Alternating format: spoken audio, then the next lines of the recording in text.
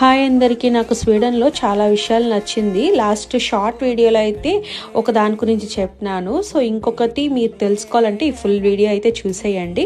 ఈరోజు హెల్సిన్బర్గ్లో జరిగే తమిళ్ వాళ్ళ పొంగల్ ఈవెంట్కి నేను రెడీ అవుతున్నాను. ఈ ఈవెంట్లో వచ్చేసి మాది డ్యాన్స్ పర్ఫార్మెన్స్ ఉంది. 1 month నుంచి దీనికోసం ప్రాక్టీస్ చేస్తా అన్నాము.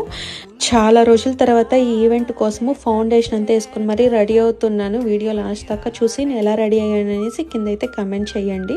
స్వీడన్కి వచ్చిన కొత్తల్లో వచ్చేసి ఎక్కడికైనా వెళ్తున్నా వస్తున్నా మనకి ఆపోజిట్లో వచ్చేటోళ్ళు హాయ్ అని చెప్తా ఉంటారు. ఎవరికిరా చెప్తున్నారు అన్నట్టు అటు ఇటు చూసుకుంటా ఉండేదాన్ని.